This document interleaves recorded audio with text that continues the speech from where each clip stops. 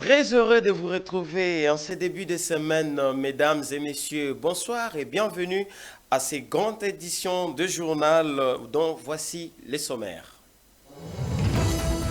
Patrick Mouyaya, ministre des Communications et Médias, porte-parole du gouvernement, était ce lundi 19 mai 2025 devant les députés nationaux dans le cadre du contrôle parlementaire qui s'est poursuit sous la houlette du président Vital Kamerhe. Et au Sénat, c'est pour ces débuts de semaine que la commission spéciale chargée de statuer sur la levée ou non des immunités de Joseph Kabila Kabange, sénateur à vie, fixera la plénière. Les avis restent partagés. Vous suivrez des analystes dans ce journal. Mesdames et messieurs, voici tout pour le sommaire. Les détails, c'est tout de suite. Dans le cadre du contrôle parlementaire, le ministre des Médias, Patrick Mouyaya, était ce lundi 19 mai devant les députés nationaux où il les a éclairés sur les réformes initiées par la modernisation des médias publics en République démocratique du Congo. Et à l'issue de cette séance, Patrick Mouyaya s'est exprimé devant la presse. Suivez ses commentaires d'Afi Moussoungaï. La plénière de ce lundi 19 mai a été axée essentiellement sur la lanterne de la Commission de l'aménagement du territoire, infrastructures et nouvelles technologies de l'Assemblée nationale et sur les réformes initiées pour la modernisation des médias publics en République démocratique du Congo. Les députés de la Commission Aménagement du territoire, infrastructures et nouvelles technologies ont longuement échangé avec le ministre Patrick Mouyaya, objectif obtenir des réponses sur la gestion des structures comme la RTNC, Renatelsat et l'Agence congolaise de presse. Cette audience s'inscrit dans la continuité d'un exercice parlementaire lancé il y a plusieurs semaines. Elle visait à lever les zones d'ombre sur le fonctionnement général du secteur de la communication et des médias en République démocratique du Congo. Je crois que c'était un exercice parlementaire que nous avions commencé il y a quelques semaines, une audition parce que les députés de la Commission aménagement du territoire avaient des préoccupations pour ce qui concerne les entreprises sous ma tutelle, notamment la RTNC, le Renatelsat ou la ACP, mais aussi des préoccupations sur le fonctionnement général du secteur de la communication. Nous avions apporté des éléments de réponse dans un exercice précédent et aujourd'hui nous sommes venus finaliser parce qu'il y avait d'autres préoccupations qui ont été soulevées. Nous avons apporté des réponses en expliquant notamment notre vision, en tout cas portée par les présidents de la République, d'abord celle d'assainir les secteurs de médias. Les points évoqués sont essentiellement la modernisation des outils de production à la RTNC à Kinshasa, mais aussi la volonté de déployer cette dynamique dans les 26 provinces. Le ministre a également mis en lumière le rôle stratégique de Renatelsat dans la transmission des contenus et salué la transmission numérique déjà en cours à l'ACP. Nous avons commencé un travail de modernisation de médias publics. Aujourd'hui, lorsque vous regardez la télévision nationale, vous pouvez constater qu'il y a un effort qui est fait en termes de qualité, mais on ne s'arrête pas là, parce que nous devons continuer. La télévision nationale, ce n'est pas seulement Kinshasa, mais c'est aussi les 26 provinces. C'est aussi dans cette optique que nous travaillons. Qui dit télévision nationale, dit Renatelsat, parce que c'est le canal qui permet la transmission par satellite, notamment à l'intérieur du pays. De ce côté-là aussi, il y a un travail que nous avons commencé. Il y a l'Agence congolaise de presse qui est le réservoir de toutes les informations officielles de la RTNC. Aujourd'hui, lorsque vous regardez la présence de l'ACP sur les réseaux sociaux, notamment avec des parties vidéo, c'est illustratif des efforts de modernisation que nous avons commencés, mais qui sont, à mon avis, encore embryonnaires. Le ministre de la Communication a terminé son intervention en réaffirmant l'engagement du gouvernement à assainir les secteurs de médias et à renforcer sa crédibilité. Les députés, de leur côté, attendent désormais de résultats tangibles sur le terrain. Par ailleurs, le ministre a plaidé pour la mise en place d'une redevance d'audiovisuel qu'il considère comme une solution durable pour garantir le bon fonctionnement des médias publics.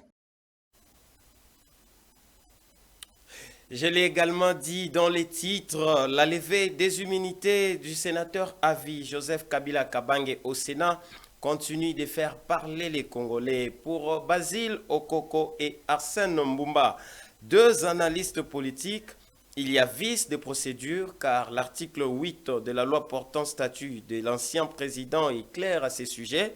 Ils pensent également qu'il n'y a pas opportunité ni urgence pour que Joseph Kabila Kabange soit poursuivi, mais opte pour les dialogues inclusifs. Fiston Wememu pour les détails. Le Sénat n'est pas compétent pour le décès de l'ancien président de la République de faire parce que si nous nous référons, n'est-ce pas, à l'article 8 de la loi du 26 juillet 2018 qui porte un statut des anciens présidents de la République, vous verrez très bien que l'article en question énuméré a cité la procédure, comment les choses doivent se faire pour que les immunités d'un ancien président ou d'un sénateur Joseph Kabila soient levées. Et je crois que la question a été débattue au Sénat. C'est d'ailleurs ce qui a fait que cette question, n'est-ce pas, soit repoussée, parce que le Sénat, qui est la chambre haute, composée des sages, il fait d'abord étudier en profondeur cette question pour voir dans quelle mesure il sera possible de poursuivre Kabila ou pas. Dans les garants de bon fonctionnement et les garants de la bonne marche de nos institutions, je trouve qu'il va aussi voir comment cette question-là de Kabila, parce que c'est une question sensible, Kabila fut ancien président de la République. Et donc, demain aussi, Félix Tshisekedi sera ancien de la République. Tout ce que nous voulons, c'est la protection. Et s'il y a traité entre le nouveau régime et l'ancien régime, je demande tout le monde à emprunter la voie du dialogue. C'est le dialogue qui doit nous mettre autour d'une table, parler de nous-mêmes, parler de la RDC, parler de nos soucis, parler de nos petits soucis et comment les régler aussi. Vous demandez une chose de son contraire au président de la République, c'est lui qui a dénoncé effectivement. Je le disais aussi, la bravoure des hommes en uniforme qui ont sacrifié leur vie pour la patrie a été appréciée à sa juste valeur le 17 mai dernier par le vice-premier ministre, ministre de la Défense, ancien combattant Guy Mwadianvita, pendant qu'il déposait sa gerbe de fleurs devant le monument du mémorial du soldat congolais au rond-point Forescom dans la commune de la Gombe. Suivez cet élément.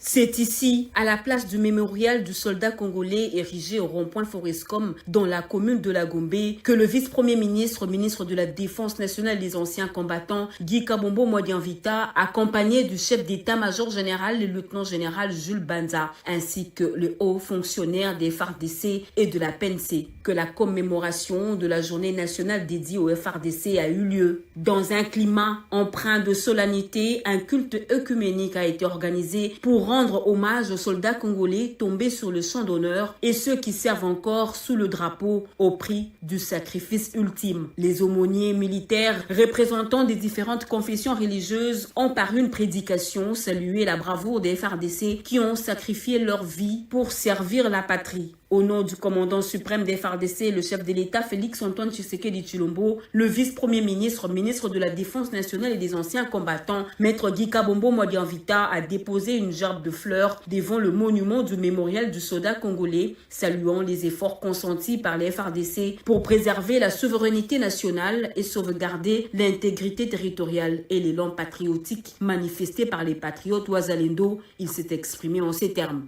Je voudrais, au nom du président de la République, chef de l'État, commandant suprême des forces armées de la République de Martinique, encourager tous les militaires qui ont choisi librement de défendre la patrie jusqu'au sacrifice suprême.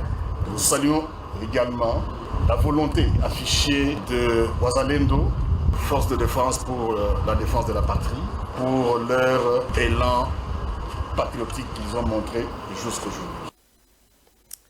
Dans le même registre, les FARDC ont été honorés ce samedi 17 mai à l'occasion de la journée leur dédiée, les Congolais ont rendu hommage à ces vaillants soldats pour leur bravoure dans la défense de l'intégrité territoriale. D'ailleurs, un appel a été lancé à la même occasion pour l'amélioration socio-professionnelle des militaires engagés au front. Reportage signé Merveille Kanyamina et Afi Musungai. Ils étaient venus nombreux pour rendre hommage aux FARDC qui se battent sans relâche pour la défense de l'intégrité territoriale de la RDC. Malgré l'infiltration et la trahison, les forces régulières de la RDC ont réussi plusieurs fois à résister aux attaques des groupes armés et des forces étrangères de la partie est de la RDC. Les Congolais croient que la date du 17 mai permet de rendre hommage aux FARDC pour le courage dont ils font preuve jusqu'au sacrifice suprême. Ce qu'il faudra retenir est que la date du 17 mai symbolise globalement une journée de bravoure. Une journée où la bravoure citoyenne doit être mise de l'avant, où la contribution de tout un chacun doit être mise de l'avant pour la sauvegarde de la paix et de la cohésion nationale au sein de la République démocratique du Congo. L'édition 2025 de la journée du 17 mai était célébrée dans un contexte particulier à cause de l'agression rwandaise dont la RDC est victime. Abordée, Nicolette Samba a invité les militaires congolais au respect de leur serment. Pour la ligne FARDC, serment au Yébé Kopété a considéré Yango, a rejeté Yango, a considéré Yango, a linga Yango parce que nous sommes des Congolais. Batia qui bango wana pambaté, ceux qui va former qui bango pe na titre ya ba combattant, ba garde garde présidentielle parce que ba mona qui ba capacité na bango. Ba considérer qui bango. Bango pe serment au bango ko prêter ba considérer yango parce que par l'abondance qui à la bouche parle. Ba se sentent qui capable ya ko défendre oeza mboka na biso RDC. Pour sa part, Enoch Kukuta pense que le gouvernement doit améliorer les conditions socio-professionnelles de militaires congolais pour plus de motivation dans leur mission régalienne de la défense nationale.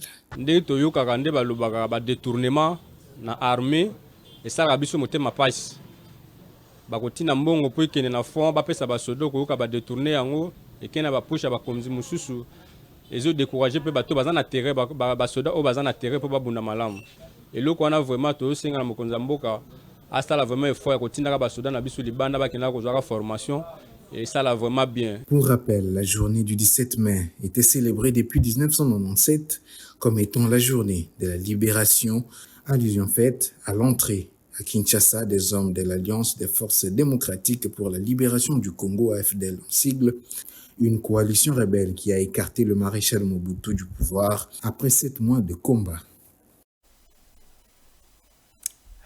Nous restons dans le même chapitre et prise en réaction en rapport avec la journée du 17 mai, considérée pour les forces armées, j'allais dire consacrée aux forces armées, qui a été commentée par plus d'un Congolais, la énième est du pasteur Dieudonné Ilunga, qui a salué la force de notre armée qui figure parmi les plus puissantes en Afrique, tout en rappelant les promesses des 7 armées dans les passés, propos recueillis par Agnès Kassaza. Pour cette date du 17, en titre de rappel, historiquement parlant, je peux vous dire que nos militaires, notre armée, c'est une armée qui a une place de choix parmi les autres forces armées en Afrique. Cela se démontre à l'époque coloniale, vous savez, ils ont été recrutés. À l'époque, nous avons des anciens combattants qui sont devenus trop vieux pendant ce temps. Ils ont démontré vraiment qu'ils sont vaillants. Ils ont motivé, organisé, ils ont fait de prouesses. À l'époque coloniale, je dis bien. Maintenant, même pendant la Deuxième République, à l'époque du maréchal Mobutu, vous avez vu, il y a eu des guerres, la guerre du Chaba à l'époque. Ils se sont montrés vraiment qu'ils étaient de vaillants militaires.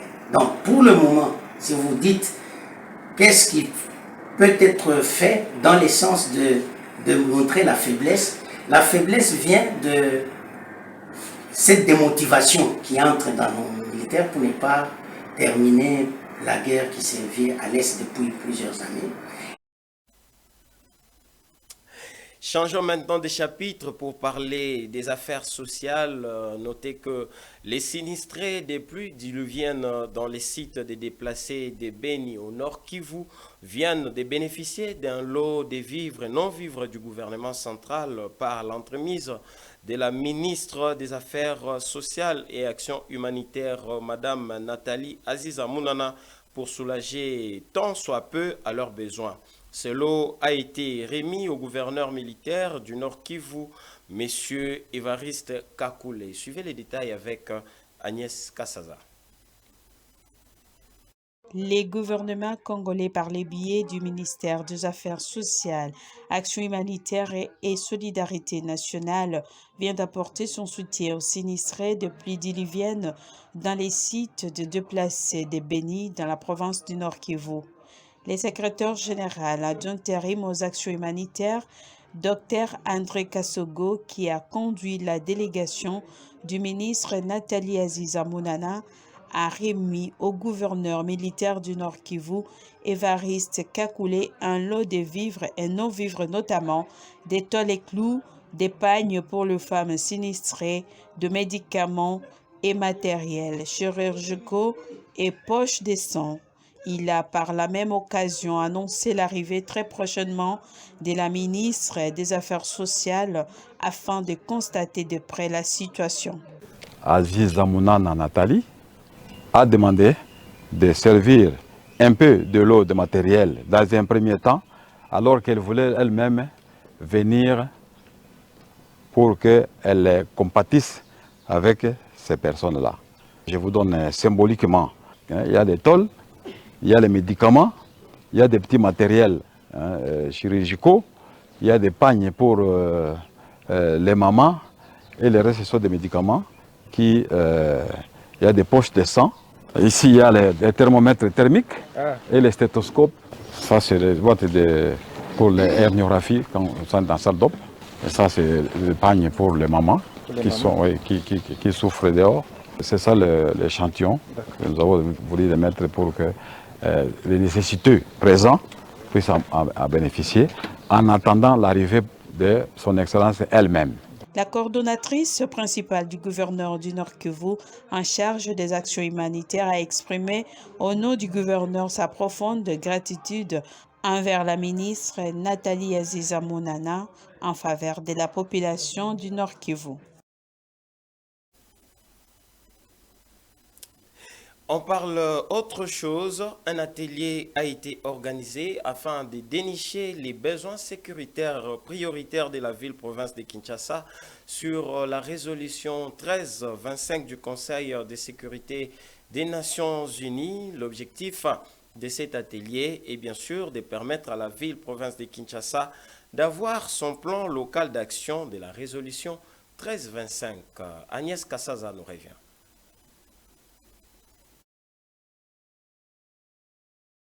Organisé dans le cadre de la résolution 1325 du Conseil de sécurité des Nations Unies, cet atelier s'est basé sur les besoins sécuritaires prioritaires de la ville-province de Kinshasa sur la résolution 1325.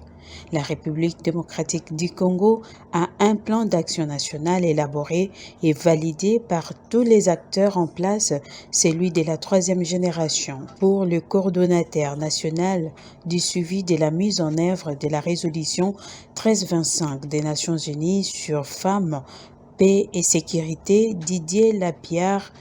Il est important que chaque province puisse élaborer chacune son plan sectoriel en tenant compte des besoins sécuritaires prioritaires de la province. Il est question d'aller vers les provinces pour que chaque province puisse produire son plan sectoriel tout en prenant les besoins sécuritaires prioritaires de la province.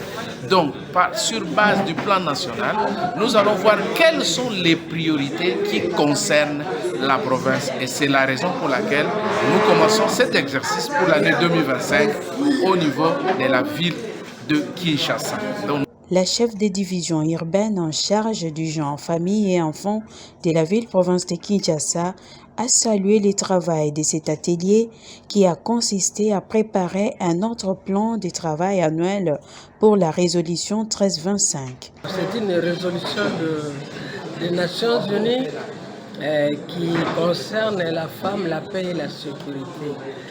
Au Kinshasa n'avait pas encore de plan. Et c'est comme ça que le niveau national est venu nous accompagner avec certains partenaires pour que la ville de Kinshasa puisse élaborer son plan d'action national, disons provincial, et sur la 1325. Et puis les coordonnateurs du Centre international de femmes pour la paix en République démocratique du Congo, il était important d'appuyer la province de Kinshasa à élaborer son plan local d'action de la résolution 1325. Nous sommes donc en train d'appuyer la ville-province de Kinshasa pour développer le plan local d'action de la résolution 1325, ce que nous considérons comme un outil essentiel qui reconnaît les rôles essentiels des femmes dans la résolution des conflits, dans la prévention des conflits et même dans la protection. Donc nous faisons ce travail dans beaucoup de pays comme en Ouganda, au Burundi, au Sud-Soudan. Et donc nous voulons apporter notre expertise pour accompagner la province, pour notamment chercher comment régler des questions par exemple de sécurité de la ville liées au climat, l'insalubrité par exemple, les immondices qui font rage, mais aussi accompagner, faire en sorte que les perspectives locales des femmes puissent être connues par les autorités et que les autorités y apportent une solution efficace. À noter que cela fait 25 ans que la résolution 1325 a été adoptée et reconnue en République démocratique du Congo. Parlons justice dans ce journal. Notez que c'est mardi 20 mai 2025 que la Cour constitutionnelle a prévu de rendre le verdict dans l'affaire Bukanga Lonzo, affaire qui met en cause l'ancien Premier ministre Augustin Matata Mponyo dans le présumé détournement de plus de 200 millions de dollars. Monsieur Grady pense que la justice doit faire son travail en toute indépendance et impartialité car Augustin Matata Mponyo est d'abord congolais avant d'être opposant. Suivez ces propos réalisés par Fiston Wememu. En politique, c'est un rapport de force. Et non seulement les rapports de force, mais en politique, c'est aussi question des camps. Soit vous êtes de l'opposition, soit vous êtes de la majorité. Nous avons senti, je ne suis pas le porte-parole de Matata Mponyo ni membre de son parti, mais nous avons senti dans ces dossiers de l'acharnement. Nous avons senti dans ces dossiers un empressement des rendements des comptes politiques. Le président Vital Kamerhe l'a dit, la Cour constitutionnelle a violé d'abord les immunités de Matata Mponyo en tant que parlementaire, député élu. Il a comparé. Eh bien, nous savons ce qui va se passer. Ceux qui étaient dans ces dossiers, les Patrice Kitebe et les autres, puisqu'ils sont à l'Union sacrée, leur nom a été omis. Alors, nous savons déjà que comme Matata Mponyo de l'opposition, nous nous attendons peut-être à une condamnation, comme l'avait requis le ministère public. Ce sera un non-événement. Mais ce qui est sûr, aucun Congolais n'est au-dessus de la loi. Aucun Congolais, si vous avez commis des forfaits, vous allez être jugé. Si la justice pense que Matata Mponyo doit être condamné, eh bien, nous allons nous intervenir devant la décision de la justice. Nous allons parler d'une brève avant de boucler ce journal, mesdames et messieurs. Sachez que la Coupe d'Afrique des Nations U20 2025, l'Afrique du Sud a été sacrée championne après avoir éliminé la République démocratique du Congo en quart des finales. Au terme d'une finale palpitante, l'Afrique du Sud a triomphé devant le Maroc avec un score d'1-0. C'était le dimanche 18 mai dernier au Cairo International Stadium du Caire. L'Afrique du Sud a réalisé un parcours remarquable lors de la Coupe d'Afrique des Nations de moins de 20 ans. Dès le coup d'envoi, le Maroc partait favori sur les papiers, ayant éliminé l'Égypte en demi-finale. Cependant, sur les terrains, la réalité s'est révélée bien différente. Très sérieux et engagés, les Sud-Africains ont d'abord réussi à contenir les assauts marocains lors de la première période qui s'est soldée par un score de 0 but partout avant de faire la différence en seconde période. À la 70e minute, les milieux offensifs sud-africains Gomolo Makena a éclaboussé les stades de son talent et à l'entrée de la surface des réparations, il a envoyé une frappe parfaitement placée qui a trompé la vigilance du gardien marocain pour le seul et l'unique but de la rencontre. Les Lionceaux de l'Atlas du Maroc ont tenté de réagir, mais en vain. Face à la discipline tactique de leurs adversaires, le score final est resté à 1-0. Célébration, Elias pour les Sud-Africains qui atteignent l'objectif fixé, tandis que les Marocains, malgré leur bonne performance, quittent la compétition avec une grande désillusion. En plus de se qualifier pour la Coupe du Monde de cette catégorie, les Sud-Africains ont ajouté une deuxième étoile à leur palmarès après la victoire chez les seniors en 1996. Un parcours élogié pour l'Afrique du Sud qui a battu la RDC en quart, le Nigeria en demi et le Maroc en finale. Mesdames et messieurs, nous allons boucler par cet autre élément du sport. Les aigles du Congo continuent de déployer les ailes et de prendre davantage leur envol au championnat national. À l'occasion de la 7e journée des playoffs de cette 30e édition de l'élite congolaise, le football club Les Aigles du Congo a surclassé le football club Saint-Éloi-Lupopo sur une note de 2-1 le dimanche 18 mai dernier au stade des Martyrs de la Pentecôte. 10 minutes avant cette rencontre, l'AS Simba et l'AF Ange Vert se sont rendus coup sur coup de leur 6e sortie dans ces playoffs. L'explication a été soldée sur une note de parité 2 buts partout, les plongeant dans la crise palpable des résultats escomptés dans cette phase fatidique. Le commentaire est signé Judith Kapemba. Les dimanches 18 mai 2025, les Aigles du Congo ont rapporté les chocs de la journée face au FC Saint-Éloi-Lupopo de Biza 1 au stade des Martyrs de Kinshasa, un match comptant pour la 7e journée de la phase des playoffs. Dominataires et engagés, les Aigles du Congo ont fait la différence grâce à un doublé de leur attaquant Wanet Kachala, buteur à la 14e et à la 63e minute de jeu. Malgré la réduction du score par Osomwaku pour Lupopo, au terme de son 3e but dans cette phase, les hommes de Kinshasa ont su tenir leur avant jusqu'au coup de sifflet final. Avec cette victoire, les Aigles du Congo s'installent à tête du classement provisoire avec 18 points en 7 matchs et un goal average de plus 10. Une performance qui les place devant Magné-Magnon, vainqueur au stade Tepe Mazembe à Lubumbashi, devant l'AS Tanganyika de Biza 1, mais avec un goal average inférieur, plus 6. Sur la même pelouse, un peu plus tôt dans la journée, les Anges Verts de Kinshasa et l'AS Simba de Kolwezi se sont quittés sur un nul spectaculaire de 2 buts partout. Ce résultat n'arrange aucune des deux équipes sur le plan comptable. Pour rappel, l'AS Vita Club et les TP Mazembe s'affrontent au mois de mai pour la 9e fois depuis 2010. En 8 confrontations face à Mazembe, les Moscovites ont remporté une victoire contre 5 pour les Corbeaux et des matchs nuls. Mesdames et messieurs, c'est par cette note sportive que nous bouclons cette édition du journal. Mais avant de vous quitter, voici le rappel des titres.